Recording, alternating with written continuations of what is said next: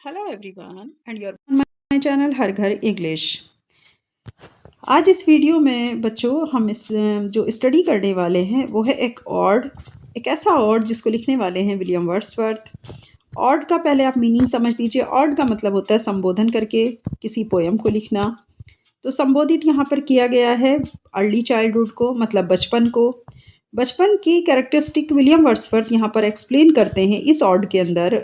एक ऑड भी मतलब एक टाइप होता है पोयम का। इस चीज़ को समझिएगा कि पोयम का ही एक टाइप होता है ऑड, जिसमें हम कविता जब लिखते हैं, पोयम जब लिखी जाती है तो एड्रेस करते हुए लिखी जाती है किसी पर्टिकुलर ह्यूमन बीइंग या किसी पर्टिकुलर थिंग्स को लेकर के। कोई ऐसा कॉन्सेप्ट भी हो सकता है या कोई ऐसे इमोशंस हो सकते हैं कि जिस इमोशंस को लेकर के उसे संबोधित करते हुए पूरी पोयम को राइट डाउन कर लिया जाए, लिख लिया जाए, तो इसी को हम ऑड कहते हैं। अब क्योंकि विलियम वर्ड्सवर्थ ने इस ऑड को लिखा है जिसका नाम है intimations of immortality from early childhood. इसका टेक्स्ट बहुत मुश्किल से मिल रहा है नेट पर भी, लेकिन यहाँ पर मैंने पूरी कोशिश की है आपको पूरा टेक्स्ट पढ़ाने की और साथ में इसके मीनिंग को समझाने की, क्योंकि ये एक डिफ़िकल्ट लैंग्वेज में लिखा हुआ ऑड है। इसको आप समझिएगा। ये वीडियो आपके लिए बहुत ज़्यादा हेल्पफुल है। बिना स्किप किए पूरी वीडियो देखिएगा। पहले आप इस पिक को देखिए कि मासूम बच्चे किस तरह से खड़े हैं और किस तरह की उनकी अपनी एक्टिविटीज़ हैं, कितनी पॉजिटिव वाइब्स बच्चों से आ रही है, और प्लस जो इनके चारों ओर नेचर है, तो नेचर को ज़्यादातर फोकस किया गया है इस पूरे ऑड के अंदर विलियम वर्ड्सवर्थ ने। तो यहाँ पर देखते हैं। हाँ, तो ये चीज़ मैं आपको एक चीज़ और समझा दूँ यहीं पर कि बचपन जो होता है वो तो गुज़र जाता है, लेकिन बचपन की यादें ज़िंदगी भर इंसान को याद रहती हैं। बचपन ही एक ऐसी चीज़ है जिसे वो बार-बार याद करना चाहता है। जिसका बचपन अच्छा होता है, जिसके बचपन में बहुत ज़्यादा अच्छी-अच्छी चीज़ें हो रही होती हैं, जिसका बचपन मेमोरेबल होता है, वो बार-बार उस बचपन को याद करना चाहता है और खुश होता है याद करके। यही एक नाज़ुक एहसास को यहाँ पर एक्सप्लेन किया विलियम वर्ड्सवर्थ के द्वारा। यहाँ पर देखते हैं आप टेक्स्ट को। There was a time when meadow grove and stream the earth and every common sight to me did seem apparelled in celestial light, the glory and the freshness of a dream. It is not now as it hath been of yore. Turn whatsoever I may, by night or day, the things which I have seen, I now can see no more. ये पूरा paragraph, आप ये पूरा stanza आपसे कह रहा है कि अब जो समय है वो मुझे सामने दिखाई दे रहा है कि घास का एक मैदान है और पानी की एक प्रवाह है, एक बहाव है। ज़मीन जो है वो हर तरफ से देखने पर कॉमन दिखती है। अब उतना मतलब ख़ास नहीं दिख रहा है जैसे पहले देख कर के चमक आ जाती थी आँखों में, वो खुशी, वो ताज़गी, वो सपने। अब वो सब कहीं दूर चले गए क्योंकि अब बड़ा हो गया है ना राइटर, तो वो बचपन को याद कर रहा है कि बचपन में क्या था कि यही सब देख के उसको बड़ा एक्साइटेड होता था। बहुत ज़्यादा चीज़ें उसको जो है अनकॉमन लगती थी। ज़मीन अनकॉमन लगती थी, आसमान के ऊपर सितारों का चमकना उसको बहुत स्पेसिफ़िक लगता था, स्पेसिफ़िक चीज़ थी।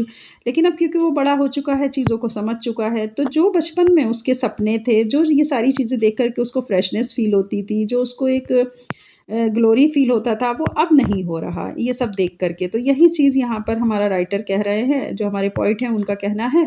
Turn whatsoever I may be night और डे, चाहे मैं कितना भी, वही रात है, वही दिन है, वही सब कुछ है, लेकिन अब उतनी खुशी नहीं है जो मैंने कभी देखा था इन सब चीज़ों को।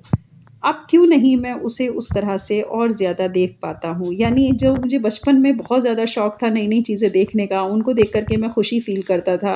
एक अजनबियत फ़ील होती थी कि अजीब-सी चीज़ है, फ्रेशनेस आती थी, सपने आते थे उन सब चीज़ों के, लेकिन अब ऐसा नहीं होता है और ना ही अब मैं वो सारी चीज़ें फिर से एक बार देख पा रहा हूँ, ना ही उस सारे एहसासात को महसूस कर पा रहा हूँ।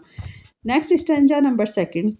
The rainbow comes and goes, and lovely is the rose. The moon doth with delight look round her when the heavens are bare. Waters on a starry night are beautiful and fair. The sunshine is a glorious birth, but yet I now where'er go, that there hath passed away glory from the earth.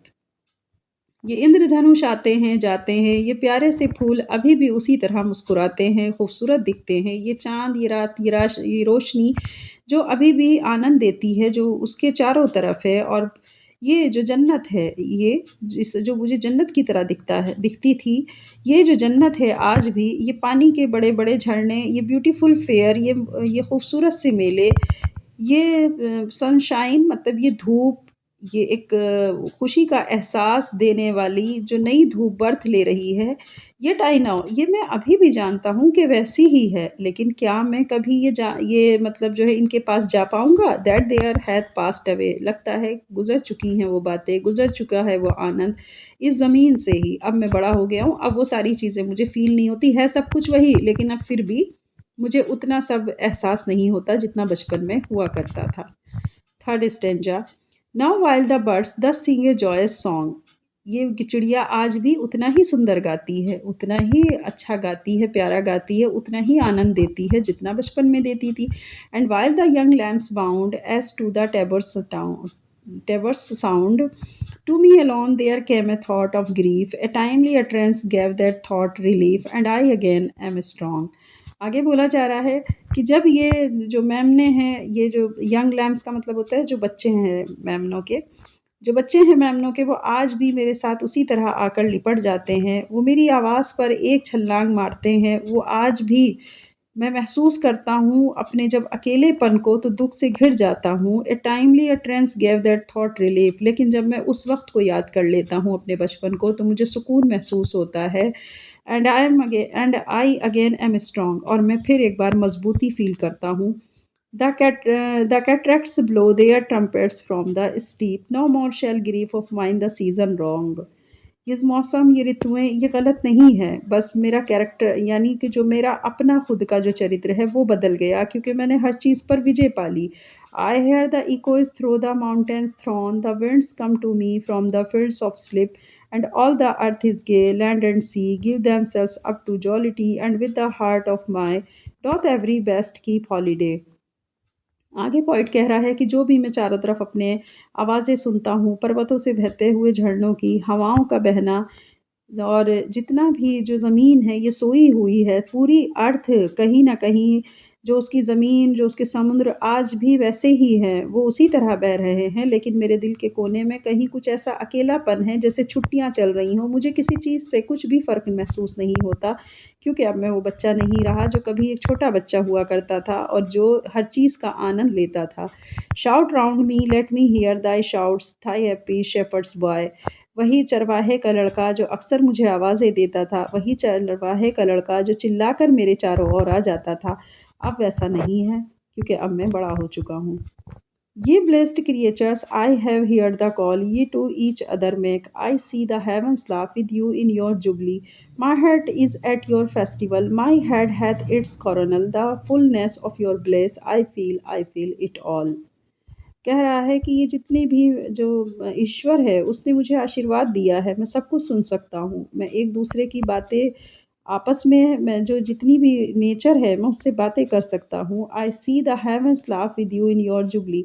मैंने देखा है उस जन्नत को बचपन में, मैंने देखा है उस हेवन्स को बचपन में जो स्वर्ग जैसी थी और जबकि मैं उसे आज भी फ़ील कर पाता हूँ। My heart is at your festival मेरा दिल आज भी उसके त्योहारों से भरा हुआ है। मेरे सर में आज भी यानी मेरे सर के ऊपर आज भी वो सारी चीज़ें आशीर्वाद से भरी हुई हैं और मैं ऐसा महसूस करता हूँ कि वो सब चीज़ें आज भी मेरे साथ हैं जो बचपन में हुआ करता था। O evil day if I were sullen while earth herself is adorning this sweet May morning and the children are cooling on every side in a thousand valleys far and wide fresh flowers while the sun shines warm and the babe leaps up on his mother's arm. जब ये ज़मीन अपने आप में खुशबू को फूटती है या खुशबू चारों ओर फैलाती है तो वो मीठी सी सुगंध सुबह का एहसास कराती है। बच्चे आज भी उसी तरह हर तरफ चिल्लाते हैं जैसे मेरे बचपन में थे। हज़ारों हज़ारों वैलीज़ और चारों ओर चौड़ी-चौड़ी खाइयाँ जिसके अंदर बड़े-बड़े फूल खिले हों, जहाँ धूप की रोशनी जाती हो उसे गर्माहट देती हो, जहाँ आज भी माँ अपनी बाहों में बच्चों को समेट लेती है। मैंने देखा है, मैंने सुना है और आज भी ये मंज़र या ये सीन मुझे कहीं न कहीं मेरे दिल को भर देता है आनंद से। But there's a tree of many one, a single field which I have looked upon, both of them speak of something that is gone. ये पेड़, ये बहुत सारी शाखाएँ जो फैली हुई हैं खेतों के ऊपर, मैं इनके ऊपर जब देखता हूँ तो दोनों चीज़ें मुझे एक साथ दिखाई देती हैं कि क्या कुछ कहा है इन्होंने या मुझे चल देना चाहिए यहाँ से। The pansy at my feet doth the same tale repeat ये जो पेंसी के फूल हैं, ये मेरे पैरों पर आज भी लिपटे हुए हैं और जो अपनी कहानियाँ फिर दोहरा रहे हैं, ठीक वैसे ही जैसे बचपन में दोहराते थे। Why there is fled the visionary gleam? Where is it now, the glory and the dream? क्या ये सब एक सपना बन गया है? अब मेरा देखने का नज़रिया क्यों बदल गया? अब मैं उतना आनंद से भरा हुआ हूँ, जितना मैं बचपन में हुआ करता था। अब क्या ये मेरे सपने बदल गए हैं? वो सारे आनंद कहाँ चले गया? Stanza 5th. Our birth is but a sleep and a forgetting. The soul that rises with us, our life's star, hath had elsewhere its setting, and cometh from afar, not in entire forgetfulness, and not in utter nakedness, but trailing clouds of glory do we come from God who is our home. मेरा जन्म और birth जब हमारा जन्म होता है तो हम सोए रहते हैं, शायद जैसे सब कुछ भूल गए हों, लेकिन यही आत्मा जब जागती है और उठती है एक नए जीवन की तरफ सितारे की तरह, तब ये हमें हर तरीके से हर जगह पर सेटिंग सेटिंग का मतलब होता है स्थापित करना। हर जगह जो चीज़ें स्थापित हैं वो हमारे चारों तरफ दूर हों या आ जाती हैं, लेकिन अब ऐसा नहीं है। Not in entire forgetfulness and not in utter nakedness, लेकिन अब ऐसा नहीं है। अब लगता है जैसे सब कुछ भूल गया हूँ। फॉरगेटफुलनेस का मतलब है not in entire forgetfulness.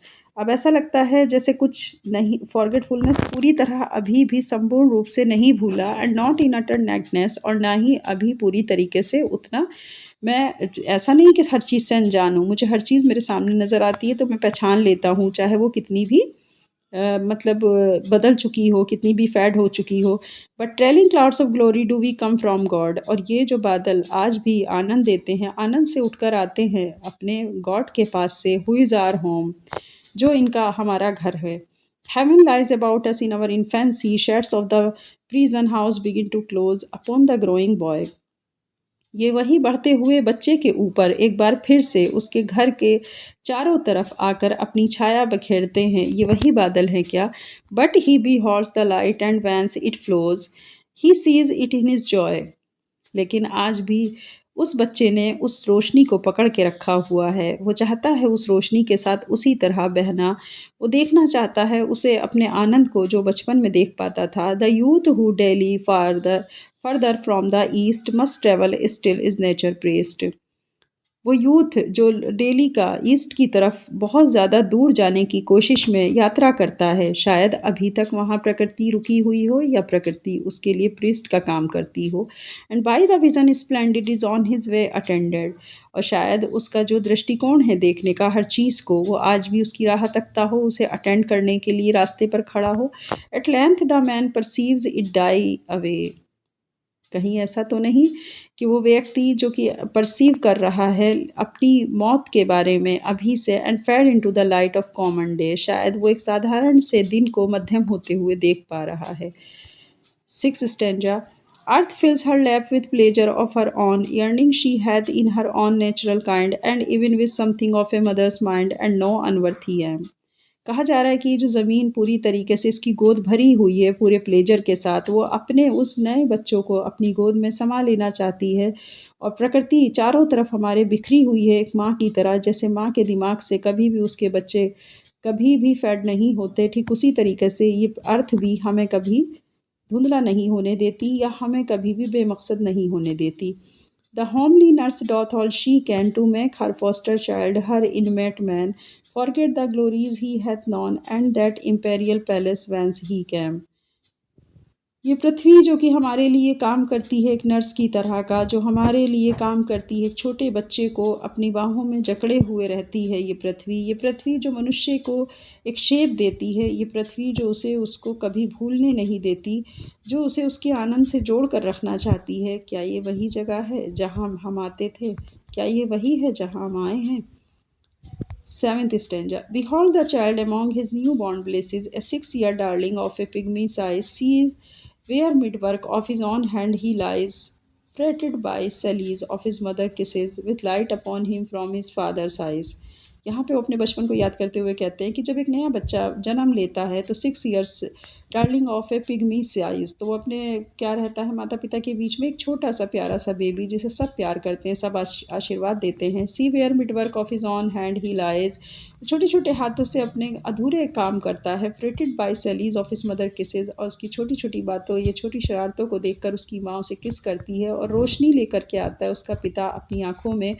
C at his feet some little plan और चार्ट, देखो उसके पैरों को जहाँ पर देखो उसके पैरों को जहाँ पर उसकी कुछ योजनाएं होंगी, उसने कुछ अपने सपने देखे होंगे, उनका चार्ट बनाया होगा। Some fragment from his dream of human life, शायद उन सपनों को भरने का समय आ गया, अब वो मनुष्य जीवन के लिए आगे बढ़ेगा। Shaped by my self with newly learned art, अब वो खुद को शेप देगा क्योंकि उसे नई नई चीज़ें सीखनी है। ए वेडिंग और ए फेस्टिवल, ए मॉर्निंग और ए फ्यूनरल, शायद अब वो अब वो बच्चा बड़ा हो गया है, वो शादी बनाएगा, उत्सव मनाएगा और दुख भी मनाएगा, और शायद किसी के जनाजे पर भी रोएगा। And this hath now his heart, and unto this he frames his song. Then will he fit his tongue to dialogues of business, lovers stiff, but it will not be long era. This be thrown aside, and with the new joy and pride, the little actor cons another part. और शायद उसने अपने गाने को एक अच्छा frame दिया होगा। देन विल ही फिट, शायद वो एक बार फिर से अपनी ज़बान से वही डायलॉग बोलेगा, शायद वो प्यार में भी पड़ेगा, शायद वो आगे भी बढ़ेगा। But it will not be long, लेकिन बहुत ज़्यादा लंबे समय तक नहीं। एक दिन वो फिर से थ्रोन एसाइड, एक तरफ हो जाएगा, and with new Joy and pride, तब उसे एक नया आनंद मिलेगा, एक नया गर्व महसूस होगा। The little actor cons another part, filling from time to time his humorous stage, और इस ज़मीन पर हम छोटे छोटे एक्टर जो काम कर रहे हैं, यानी जो भी हम एक्ट कर रहे हैं, वो समय के साथ भरते चले जाएंगे और एक आनंद में स्टेज की तरफ जा रहे हैं। With all the persons down to place age, the life brings with her in her equipage, as if is all vocation were endless imitation. और इस तरह हम एक इस तरह के रास्ते पर चल और इस तरह हम एक ऐसे रास्ते पर चल रहे हैं जहाँ हमें जीवन के पीछे पीछे अनुकरण करते हुए चलना है, उसके पीछे ही जाना है, और ज़िंदगी हमें नई नई चीज़ों की तरफ लेकर जा रही है। स्टेंजा 8 हो जाएगा अब आपका, 9th 10th। Okay,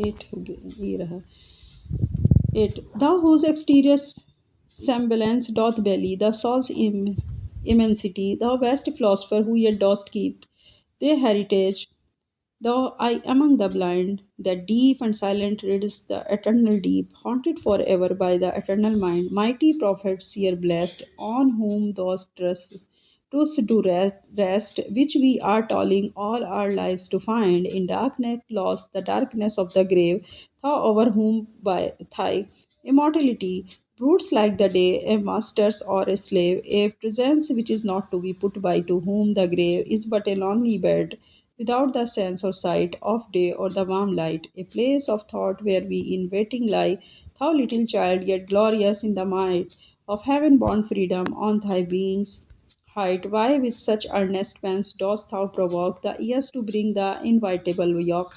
Thus blindly with thy blessedness at strife, full soon thy soul shall have her earthly fright, and custom lie upon thee with a wet heavy as frost and deep almost as life। पूरा stanza आपका उसी तरीके से focus है और उसी तरह से बेस्ड है जैसा हम ऊपर के स्टेंजास पढ़ के आए हैं। यहाँ पर भी यही बात कही जा रही है कि जो हमारी आत्मा है, जो हमारी आत्मा है वो आगे की तरफ बढ़ेगी, और हमारा जो शरीर है वो एक आत्मा के साथ साथ आगे की ओर जाएगा, ना कि पीछे की तरफ। यानी कि अब हम बचपन में तो वापस जाएंगे नहीं, अब तो हम आगे ही बढ़ेंगे, और यही सब चीज़ें हमें आगे चल के एक बेस्ट फिलोसफर की तरह संभालेंगी, क्योंकि हमने जीवन को बहुत करीब से देखा, हमने प्रकृति को देखा। हमारी आंखें अंधे होने से पहले, हमारे कान बहरे होने से पहले, हमारी ज़बान खामोश होने से पहले, और शायद इतना गहराई से हम पढ़ चुके होंगे कि अब हमें कोई चीज़ नहीं डराएगी, बल्कि जो हमारा एटर्नल माइंड है वो इतना ज़्यादा रोशन हो चुका होगा, इतना ज़्यादा लाइट में जा चुका होगा, इतनी रोशनी हमने प्राप्त कर ली क्योंकि अब हम बड़े हो गए हैं, कि ऐसा लगता है कि जैसे हमारे ऊपर किसी प्रॉफिट ने पूरी तरीके से ब्लेस्ड दे दिया हो, हमें पूरी तरीके से क्या कर दिया हो, आशीर्वाद दे दिया हो। अब हम सच्चाई के रास्ते पर आगे बढ़ेंगे, अब हमें पीछे मुड़कर नहीं देखना है, अब हमें अंधेरों को darkness loss the darkness of the grave, अब हमें कोई भी चीज़ अंधेरों की तरफ नहीं ले जा सकती, बल्कि हमें अंधेरों में नहीं खोना है और ना ही कब्र के अंधेरे की तरफ हमें जाना है, बल्कि हमें जाना है अमरता की तरफ। फ्रूट्स लाइक द डे, हमें जाना है एक नई सुबह की तरफ, जो दिन का उजियारा होता है, हमें उसकी तरफ जाना है। हमारा मालिक जो कि हमारे साथ हम उसके स्लेव हैं और हम हमारे साथ वो एक मालिक की तरह बिहेव करता है, यानी गॉड को कहा जा रहा है। The presence which is not be put by to whom the grave, शायद वो वहाँ पर भी प्रस्तुत होगा जहाँ पर कब्र होगी। तो ऐसा कोई नहीं है कि जो कब्र में ना हो। कब्र में हमारा मालिक हमारे साथ होगा, यानी हमारा God is but A lonely bed without the sense और साइट ऑफ डे और द वार्म लाइट। वहाँ हम अकेले बिस्तर पर लेटे होंगे और सिर्फ हमारी जो सोच है, जो हमारे समझ है, हमारा जो सेंस है और जो हमारे साथ रोशनी है ज्ञान की, सिर्फ वही हमारे साथ जाएगी। A place of thought where we in waiting like, हम उस जगह पर इंतज़ार कर रहे होंगे लेटे हुए किसी छोटे बच्चे की तरह कि शायद कोई आएगा जो हमें जन्नत के दरवाज़े तक लेकर जाएगा, हमें आज़ादी दिलाएगा और फिर उस दिन हम सारे दर्द से आज़ाद हो जाएँगे। जितने भी हमने अपनी ज़िंदगी में अपने जो है दुखों को बर्दाश्त किया है, वो सारे दुख हमारे ख़त्म हो जाएँगे और एक झटके में ही हमें पूरी तरीके से क्या मिल जाएगी? हमें पूरी तरीके से आशीर्वाद मिल जाएगा और ये ज़मीन हमारी आत्मा को अपने अंदर समा लेगी और हमारी जो प्रथाएँ हैं, जो customs lie upon thee with a weight heavy as frost and deep almost life, और वही जीवन को हमें गहराई से हमारे जो ऊपर एक भारी एक बोझ है उसे हटा दिया जाएगा और इस तरह हम जीवन की गहराइयों में पहुंच जाएंगे। O joy that in our embers is something that doth lie, that nature yet remembers what was so fugitive. The thought of our past years in me doth breed perpetual benediction, not indeed. For that which is most worthy to be blessed, delight, and liberty, the simple creed of childhood, whether busy or at rest, with new flagged hope is still flirting in his breast. Not for these I raise the song of thanks and praise, but for those obstinate questionings of sense and outward things, falling from us vanishings, blank misgiving of a creature moving about in words not realized.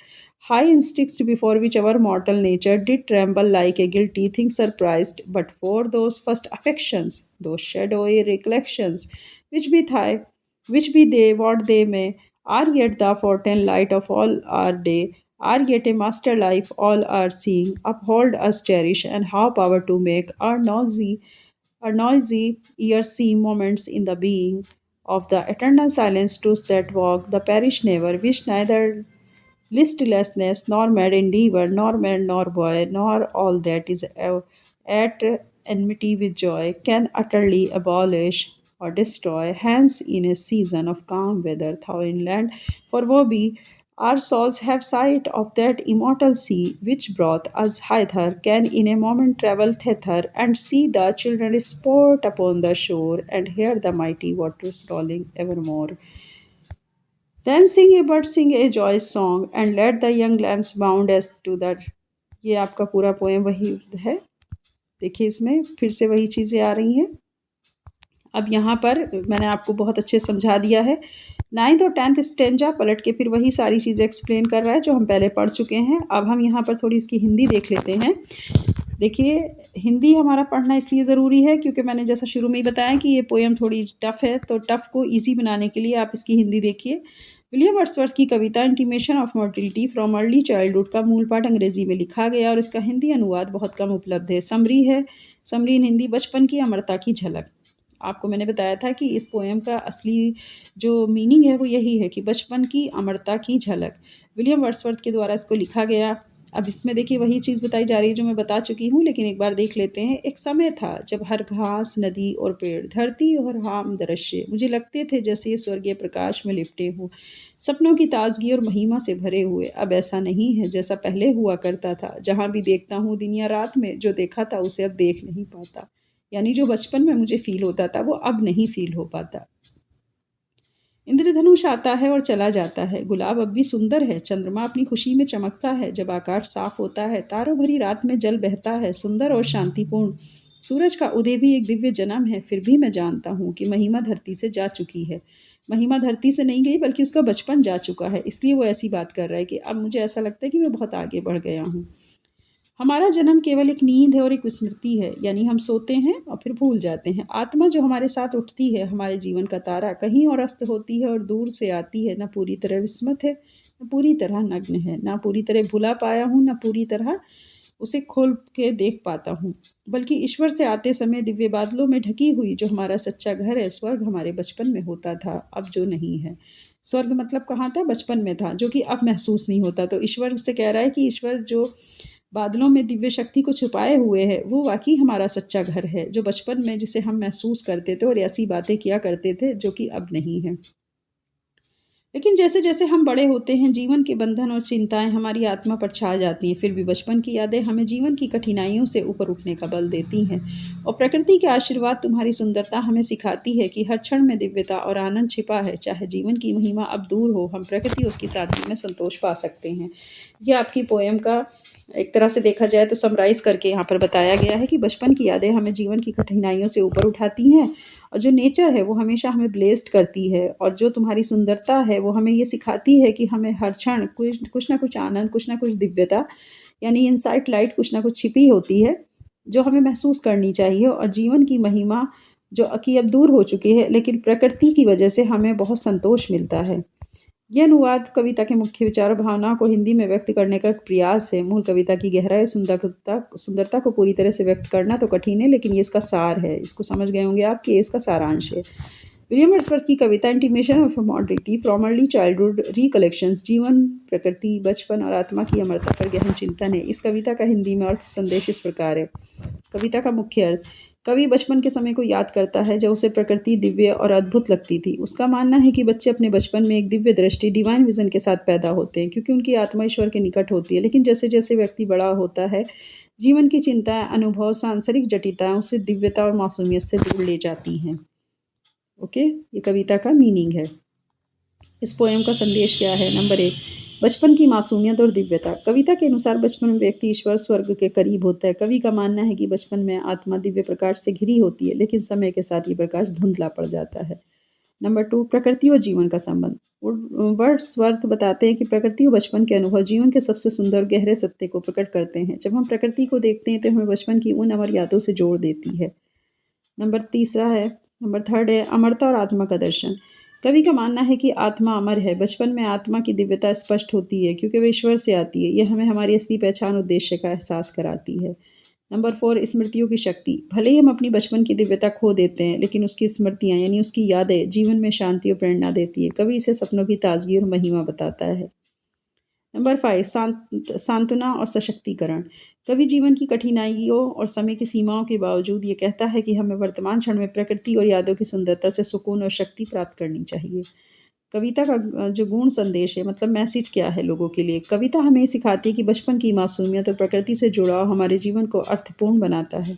बचपन के दिव्य अनुभव भले ही समय के साथ धुंधले हो जाएं, लेकिन वे हमारी आत्मा में हमेशा रहते हैं। इन स्मृतियों को याद करना और प्रकृति के साथ जुड़ाव बनाए रखना हमें जीवन में आनंद और शांति की अनुभूति कराता है। इस कविता का संदेश दार्शनिक और आध्यात्मिक है, जो हमें अपनी आत्मा, प्रकृति और जीवन की गहराई को समझने के लिए प्रेरित करता है। कुल मिलाकर ये आपकी पोएम थी, या ये आपका और था, जिसका नाम था intimation of immortality from childhood, early childhood. पूरी आपकी पोएम है। ये मैंने बहुत अच्छे से आपको समझाने की पूरी कोशिश की है, वर्ड बाय वर्ड भी, और साथ में नीचे इसीलिए हिंदी दी गई है क्योंकि इसमें थोड़ा सा वर्ड्स जो थे वो हार्ड हैं, जिन्हें आप नहीं समझ पाएंगे, इसलिए हिंदी को यहाँ पर बताना बहुत ज़रूरी था। तो सभी स्टूडेंट्स इस पोएम को पढ़ें ध्यान से, हिंदी को भी देख लें एक बार, ताकि आपको हमेशा के लिए याद रहे कि पूरी पोएम जो है वो किस कॉन्सेप्ट के ऊपर बेस्ड है। ये ध्यान रखिए, बचपन के ऊपर बेस्ड है, बस इतना ध्यान रखिएगा। और आगे फिर चलिए इसके लॉन्ग क्वेश्चन नेक्स्ट वीडियो में हम आपके साथ डिस्कस करेंगे। और जितने भी यहाँ पर स्टूडेंट्स इस पोएम को या इस वीडियो को देख रहे हैं, वो लाइक, शेयर, सब्सक्राइब ज़रूर करें भाई। सब्सक्राइब बच्चे नहीं कर रहे हैं तो आप सब्सक्राइब करिए, ताकि मैं आपके लिए इसी तरह अच्छा कंटेंट और लॉन्ग क्वेश्चन टाइप जो आपके आंसर्स हैं उनको मैं लेकर के आऊँगी नेक्स्ट वीडियो में, और फिर हम इसी तरीके से पूरा एक चैप्टर कंप्लीट करेंगे। ओके, चलिए आप लोग अपना ध्यान रखिएगा। Bye bye, all the best.